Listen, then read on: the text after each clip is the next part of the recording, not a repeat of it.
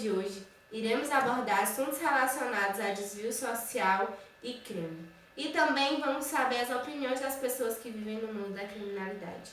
Como é a prisão no Brasil? E a punição é severa? E a questão dos jovens nas cadeias? É melhor educar ou punir? Hoje, no Brasil Repórter, iremos conhecer mais sobre o desvio social e a criminalidade no Brasil. De certa forma, desvio ou transgressão, como também é chamado, se dá pelo ato de desrespeitar as normas sociais. Entretanto, desvio não é apenas crimes, mas sim tudo aquilo que fazemos e incomodam outras pessoas. É claro que não é qualquer reclamação que pode ser considerada como desvio. Depende do número de pessoas ofendidas e do grau da ofensa. Numa sociedade muçulmana, se vestir com saia ou vestidos curtos e deixar os cabelos descobertos pode ser considerado um desvio. Em uma sociedade ocidental, seria fugir do padrão se vestir como em uma sociedade muçulmana. Entretanto, há diferença entre desvio e controle social. Por exemplo, o desvio é o ato de ir contra as normas sociais, e por meio dessas normas, a sociedade estabelece um controle sobre o comportamento de seus membros. As normas definidas por códigos de leis são chamadas de controle informal.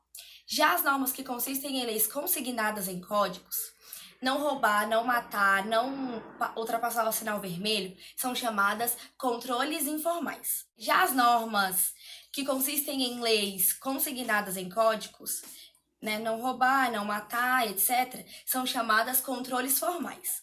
E agora vamos ver um caso que aconteceu em Brasília recentemente com a repórter Bia. Antes de comentar sobre o caso, é necessário ter noção sobre os fatores do desvio social. Primeiramente, os estudiosos buscavam a natureza biológica dos criminosos e, posteriormente, a natureza psicológica dos criminosos. Dessa forma, iremos investigar o caso de Marinésio dos Santos Olinto, um psicopata de 41 anos que estrangulou uma jovem de 26 anos e matou uma mulher de 47 anos. Como é que é seu nome completo? Marinésio dos Santos Olinto. Marinésio dos Santos Olinto. Você tem quantos anos? 41? Tá. Bom, nós vamos conversar aqui bem rapidamente em relação ao fato daquela mulher que você viu a foto lá do Paranoá, de cabelo vermelho. Tá. O que você se recorda desse dia? Você sabe me dizer desse fato, dessa mulher que você viu a foto? Fala um pouquinho mais alto. Se você puder falar um pouquinho mais alto, é importante pra gente. Você estava vindo embora para Planaltina. Você lembra o horário? Tá. Pode falar, continua. Aí ela vinha andando ali. Ele vai para Sobradinho dos Melos. Sobradinho dos Melos. Aí eu ia passando, ela deu com a mão. Ela te pediu carona? Ela deu com a mão. Eu parei. A gente começou a trocar ideia dentro do carro. Você estava em qual carro? Na minha. Na Blazer. Blazer prata. Tá. E aí? Aí a gente veio conversando lá pra cá. No balão da Rajadinha, a gente começou assim, conversando sobre ficar junto. Ficar. Aí ele falou, vamos para um lugar que a gente fica. Aí a gente subiu perto do milharal que tem ali subindo depois dos Alcalim. Certo. Aí a gente ficou de boa lá. Você chegou a manter relação com ela? Foi, a gente teve e tudo, entendeu? Aí depois eu fiquei transformado e cuidei das pessoas dela, não sei o que foi não. Não sei o que foi mesmo. Entendi. E você... Mas vocês vieram conversando, então, lá do trevo, do Sobradinho dos Melos, foi onde ela estava? Descendo ali... Ela estava a pé? É. Mas depois do trevo do Sobradinho dos Melos? Não. Ou antes? Pouco antes? Pouco antes. Onde tem uma parada de ônibus?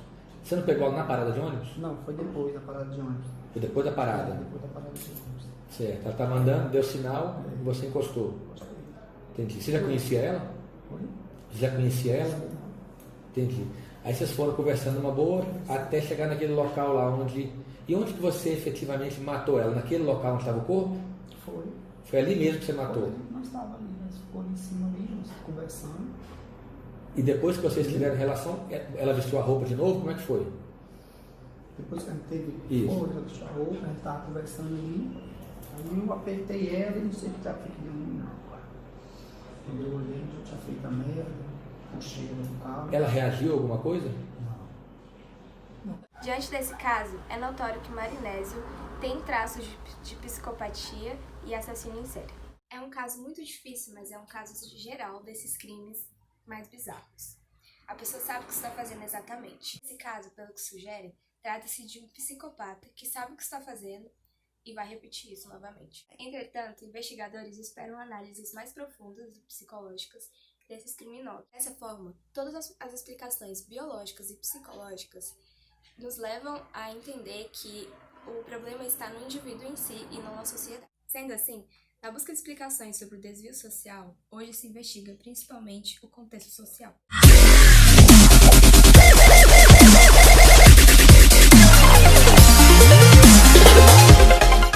A desobediência civil é um tipo de manifestação legalmente aceita contra o regime imposto por um governo opressor, quando um grupo de cidadãos se recusa a obedecer determinadas leis em forma de protesto por consideradas injustas ou imorais. A desobediência civil é um método de protesto pacífico que ajudou a influenciar os trabalhos e as ações de importantes personalidades ao longo do século XIX e XX, como Martin Luther King e Mahatma Gandhi, por exemplo. Atualmente, no âmbito jurídico, a desobediência civil faz parte do chamado direito de greve e o direito de revolução, que serve para garantir a proteção da soberania do povo, caso esteja ameaçada. A sociedade brasileira é bastante complexa, tornando-se difícil apontar claramente os fatores que estão por trás das altas criminalidades que a caracterizam. Diante desses fatores, pode-se destacar a pobreza e a exclusão. As estatísticas relativas a homicídios, roubos, assaltos e sequestros, ou seja, relativas a crimes violentos, têm mostrado que esses crimes são praticados por criminosos vindo em grande parte das classes mais pobres, sobretudo dos bolsões de pobreza das grandes cidades. Estamos aqui com a presidiária Patrícia e ela vai relatar um pouco da sua vida no crime. Eu tenho 5 filhos e nunca consegui um emprego. Eu fui abandonada pelo meu marido e desde então a gente mora debaixo de uma ponte. Na casa em que os meus filhos construíram com papelões e algumas coisas que doaram pra gente. E eu tô presa e os meus filhos estão sozinhos. Mas a senhora nunca tentou achar um emprego, não? Eu até tentei, mas vocês sabem como é o Brasil, eles nunca aceitam quem não tem experiência profissional. Como a senhora foi presa? Por incrível que pareça, eu fui pega roubando alguns alimentos no mercado que justamente eram para dar para os meus filhos. É claro que a pobreza por si só não leva à vida do crime. Vários países pobres do Brasil não apresentam índices altos de criminalidade.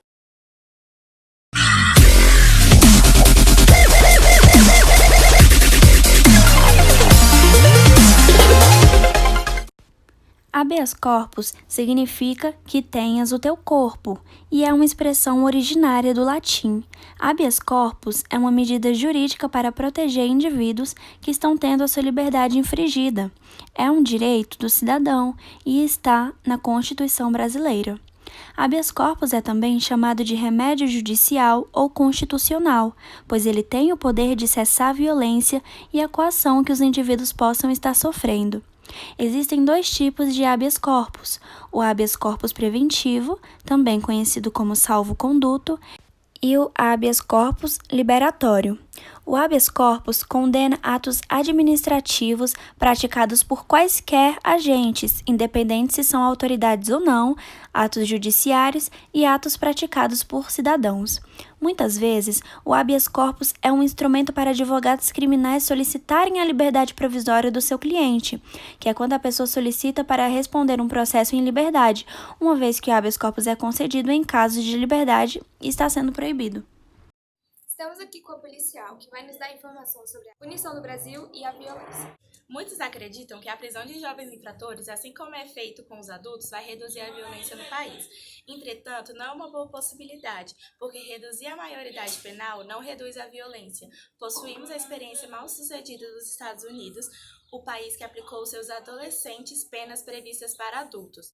Os jovens que cumpriram penas em penitenciárias voltaram a delinquir e de forma mais violenta. O resultado concreto para a sociedade foi o agravamento da violência. Na sua opinião, por que educar é melhor do que punir?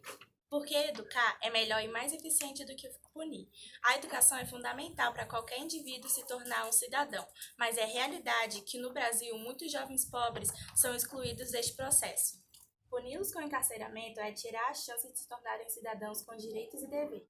A imputabilidade, que corresponde à capacidade de atribuir a alguém a responsabilidade por um delito, o crime inafiançável, que é aquele que não se cogita o pagamento de fiança, e, consequentemente, liberdade provisória do envolvido em delito. Como consequência, o acusado por crime inafiançável deve ficar preso durante a instrução processual. No Brasil, a Constituição Federal, em seu artigo 5, considera 5 tipos de crimes como tal: racismo, prática de tortura, tráfico de entorpecentes e drogas afins, crimes hediondos, a ação de grupos armados contra a ordem nacional e o Estado democrático. Estamos aqui com a presidiária Lohane, que foi presa por praticar crimes hediondos e está ciente de que se trata de um crime inafiançável. Lohane, sabendo que a corrupção ativa é quando um indivíduo oferece dinheiro a um servidor público em troca de benefícios próprios ou de terceiros, e corrupção passiva é quando um agente público pede dinheiro para alguém em troca de facilitações para o cidadão, qual dos tais você cometeu e por quê?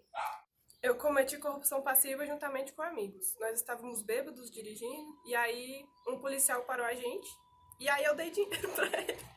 Mas por qual motivo a senhora praticou desacato contra o policial? Ele praticou um crime de ódio contra mim. Ele foi preconceituoso e homofóbico. No Brasil, ainda não se aceita isso como crime, que possa levar à prisão. Meus amigos fazem parte do grupo LGBT. E, na minha opinião, eu não deveria ser preso. Na reportagem de hoje, podemos notar opiniões diversificadas e enxergar um pouco da desigualdade social que existe no Brasil. Ver a verdadeira realidade da justiça brasileira, além de aprendermos também sobre os vários conceitos jurídicos e sociólogos. Agradecemos a audiência de hoje. Voltaremos amanhã. Bom dia.